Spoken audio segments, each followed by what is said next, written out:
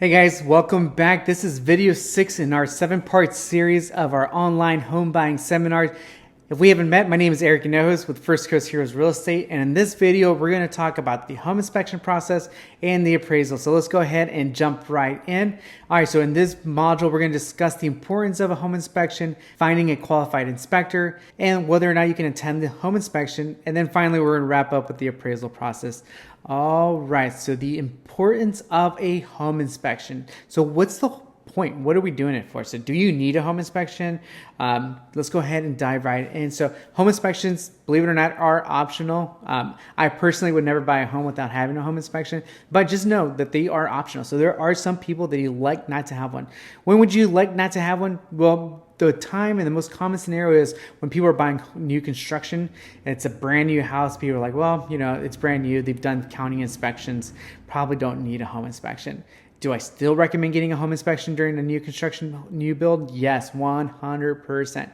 Anything built by man may have problems, right? And can have problems. And we've seen it time and time again when new builders are out there building houses super fast, things get forgotten, things get missed. So it's always good to have a non-affiliated third-party home inspector come out there and then give you the material condition of the home. So I've seen anywhere from bat insulation in the attics missing, shingles missing, caulking around the garage doors, appliances not working, bad plumbing. I've seen it all. So it's been very telling. So definitely get a home inspection. So what does a home inspection do just in general case? So it really does help you identify any potential future issues with the home or current issues with the home.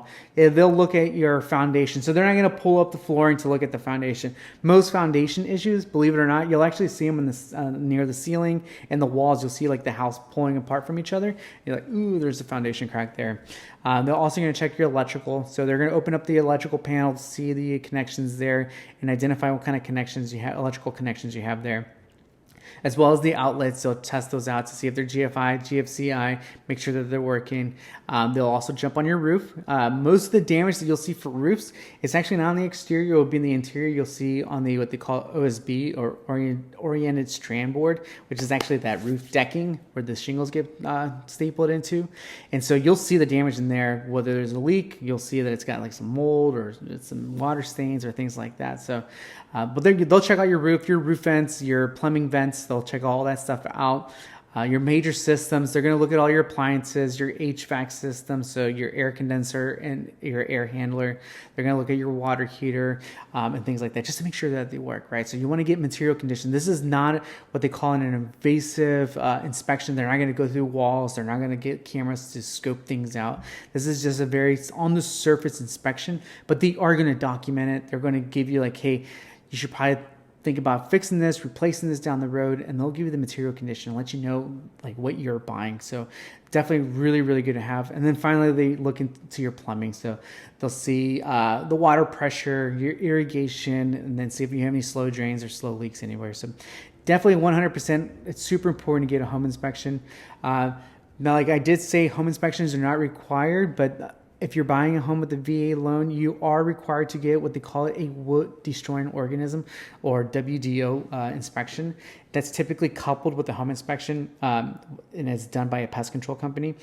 WDO or wood destroying organism, what they look for there is any type of termite damage, powder post beetle damage, or believe it or not, wood decaying fungi is also known as a WDO. So any type of like if there's a water stain, either it could be mold or wood rot, and then that wood rot could be eating the wood up. So that's it's eating wood, so it's wood decaying fungi. It's called a WDO. So if you are using your VA loan and you have WDO, in order for your loan to get closed and fully approved, that WDO does need to be cleared. So you'll send the inspector back out there.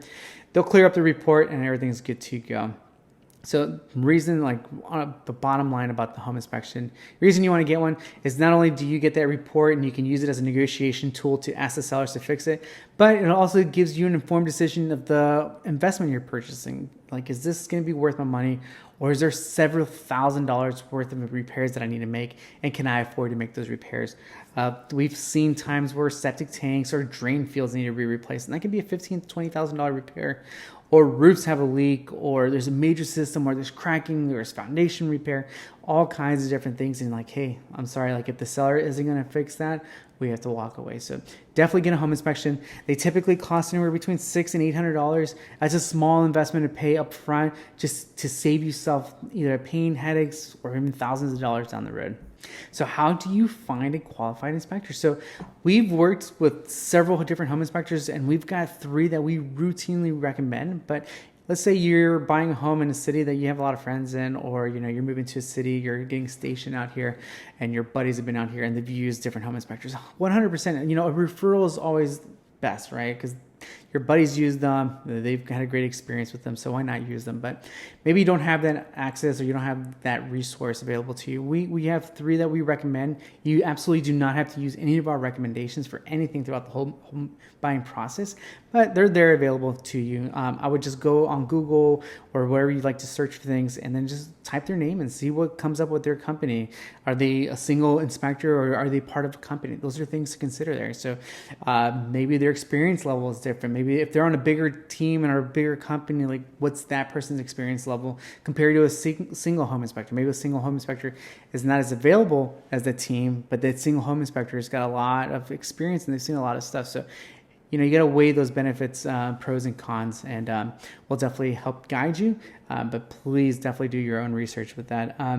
When you're looking into your home inspector, not only are you going to want to find out their experience level, their availability, but any of the services they offer. So not all home inspectors offer the same thing. So some home inspection companies will offer like a sewer scope, or they'll offer WDO inspections because their company can get pest control certified, or maybe they have a team member that's pest control certified. So those are different services. Availability is a big one, like we talked about in the previous video. You have your due diligence period or your inspection period, which is typically 10 days. And you definitely want to get your inspections done before then.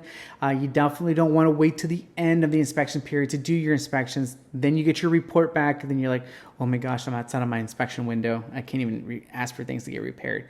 So definitely do it early on. The front end is best. That way you can digest the information, put together your repair request, and then send it off.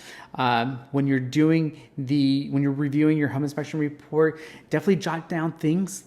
Feel free to call your inspector, feel free to call your agent, and discuss the different repairs that you want to put together on your repair request.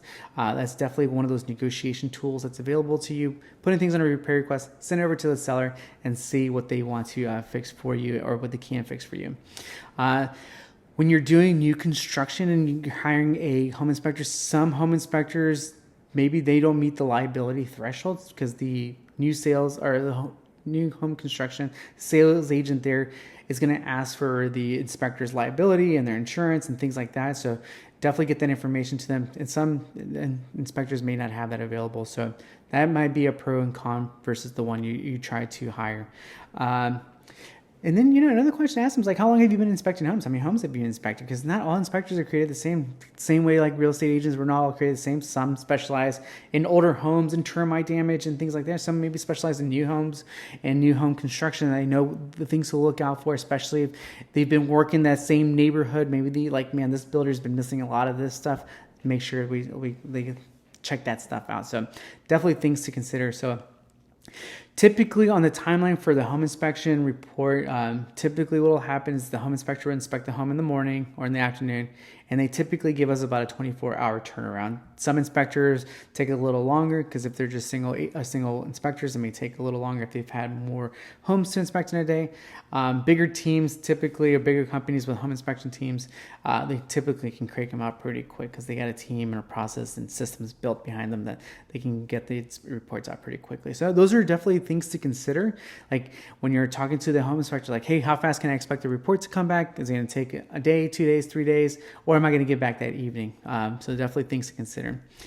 Another question that we get a lot of times too is like, hey, can I attend my home inspection? If so, what are the benefits of me attending? So yeah, absolutely. You can attend the home inspection. Just coordinate that with your agent. That way they can coordinate it with the seller agent. And what'll happen is that We typically recommend that the buyer shows up about the last 30 to 45 minutes of the home inspection. Reason being that home inspections typically take anywhere between 2 and 2.5 hours, depending on the size of the home. And that way you give the inspector an opportunity to inspect the home, walk around it, make their notes. So when you show up there at the last 30 minutes or so, you guys can kind of go over a mini debrief. Plus, who doesn't want to go back into the home they're buying, right? It's like another great opportunity for you to go back into the house to see things, maybe you measure some rooms, kind of get an idea for your layout for your furniture, or just, just enjoy it and sit around. That's what we do when we buy our homes. We're like, man, this is so nice, can't wait, and just like planning for the future. So yeah, definitely feel encouraged to go to your home inspection. Just make sure you're coordinating that with your realtor. How can you be prepared when you come? Like, I always recommend people wear comfortable shoes and comfortable clothing, because you may want to walk around with the inspector after they've done the majority of their inspection, so they can point things out. If the home is vacant, there may not be a place to sit down, so you definitely want some comfortable shoes and things like that. So, okay, so next we're going to go ahead and jump into the last part, is called the appraisal process. So that's kind of random, right? Why are appraisals coupled in here with the home inspections? That's a good question, but reason I did that is because the appraisal is actually an inspection. So the appraiser goes out to the house. Not only are they going to take photos of the house, they're going to make sure values met. They're going to do other research as well, making sure that there are comparables in the area. But they also have minimum property requirements they look at. So like if you're doing a VA loan or an FHA loan, they've got a checklist and guidelines that they have to follow in order to make sure that the home that the person's getting is being protected. So there's a lot of minimum property requirements for VA, and so they'll make sure that the house meets that. If not, and it doesn't meet it, or there's a repair that needs to be done, the appraiser is going to put it in the appraisal report, like, hey, this repair needs to be made in order for this report to be cleared. So definitely keep that in consideration. The appraisal is it's kind of independent, right? The lender will order it through this entity called the Appraisal Management Company, which is the AMC. Then the AMC will then assign the appraisal, depending if it's a VA, FHA, or conventional, to a certified, qualified appraiser in the area. They typically got to be from that area or know that area, and then they get assigned to that home, and then they'll go out to the home. Then we typically, as buyer's agent, won't even know. Only the listing agent will know, because they'll contact him for access to the house. So it's kind of how that works. We don't show up to the appraisals. The buyers don't show up to the appraisals. So it's just kind of those things that happens, and then the appraisal reports get delivered to the lender, and the lender will then share it with us. As long as the house meets as is, meaning no repairs required, and its value, we're good to go. All right, guys. Well, that's really wraps up our home inspection appraisal module here. If you have any questions, please let me know. You can email me at hello@firstcoastheroes.com, or you can send me a message, text message at 904-607-7202, or you can even call me at that number. All right, so my homework for you guys is to compile a list for your home inspector and be ready to go. All right, guys, we're going to see you in video 7. This is our last video of this series. Hopefully you guys have found a lot of value so far, so we will see you in the next video.